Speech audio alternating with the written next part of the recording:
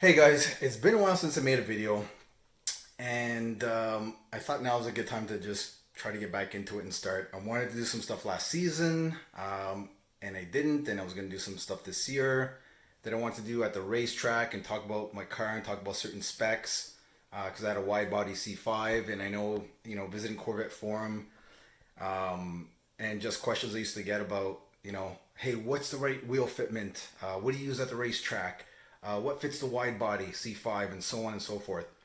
Well, that little clip that I put up not long ago, I sold my car. I sold my C5, and being here in Canada, I actually got a really good price for it. Mind you, I was selling a decent car. It's not like it was some, like junk or whatever. It was very well maintained, had a higher miles, but overall, it was a good car, and it was kind of unique. That being said, I was going to get myself into a C6, but instead, the right deal came along, wasn't expecting it, and I got myself into a C7. And being up here in Canada, those of you who know anything about Corvette pricing, it's already like a little gonzo in the States, but even more so in Canada. People want a mint for these cars.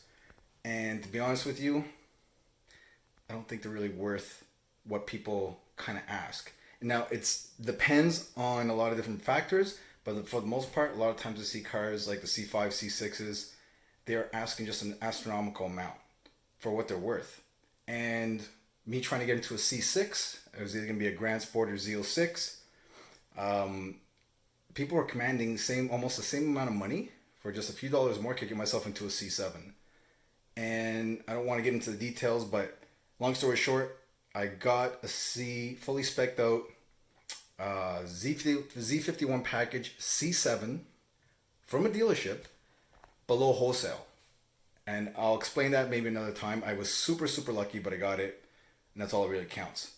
However, the reason why I want to make this video, and if you're still watching this, it's because if you're thinking about getting to a C7 and you're jumping from a C5 or C6, there's going to be some things you're going to want to know. And I'm not going to go into the full details of it just yet. That's going to be in another video. But this is kind of like a prelude to that. This was supposed to be like a short video. But come take a look at the car.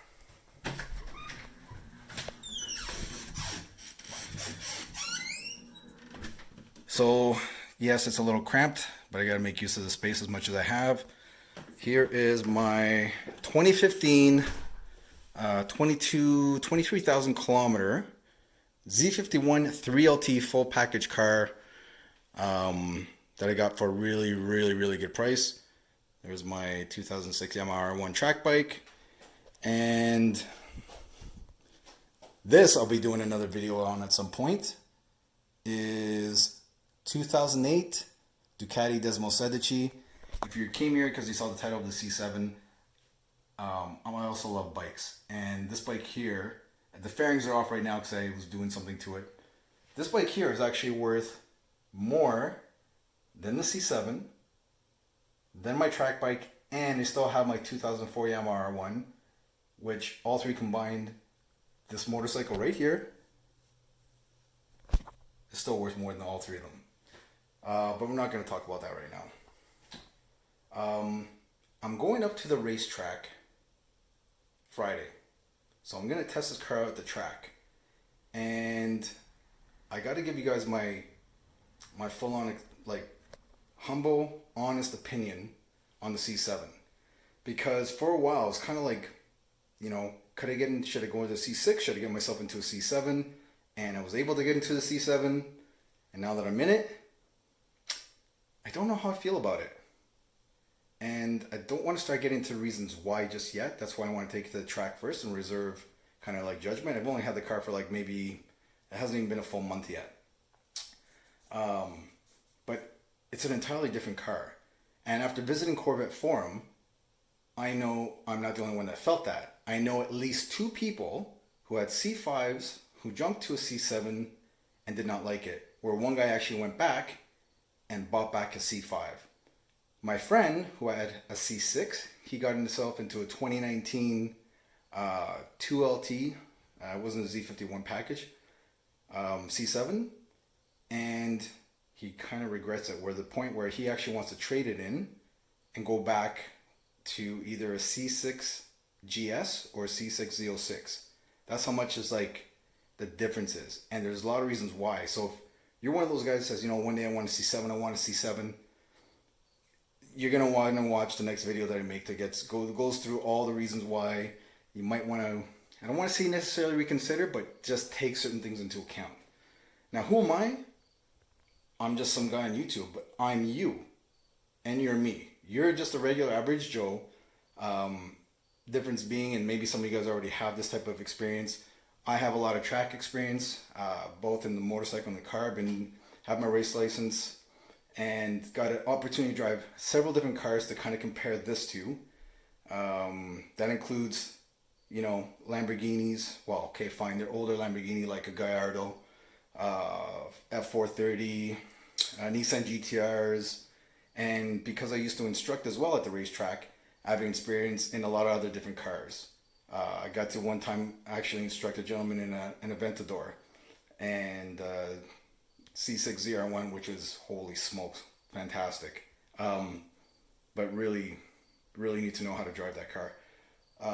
But that's kind of like my experience where I'm coming from, but I'm still an average Joe. Like when I go and I drive regularly on the street. I don't really push it too much. I'm not a professional driver by any stretch of the imagination, but I know how a car's supposed to feel, and how my C5 felt, and how all these other different cars that are, you know, sports cars feel when you're actually driving them the way they're supposed to be driven at a racetrack. I haven't had the opportunity to do it with this yet, so that's going to happen Friday, and then I'll make a video on it. And then I'll explain all the nuances with the C7, because if you're coming from a C5 or C6 going to a C7, some guys like it, but I'm telling you, there's guys that really don't. And I'm on the fence. If you've never driven a Corvette and all of a sudden you're coming from a different brand, could be a Porsche, Mercedes, BMW, whatever, and then you got yourself into a C7 Corvette, you might not know what these differences are, and you'd be like, wow, this is the cat's meow, it's the greatest thing ever. But if you're like me and you're more like an analog guy, and you don't really need all the fancy bells and whistles, and you really like the driving experience, this is very different than what you might be used to coming from a C5 or a C6.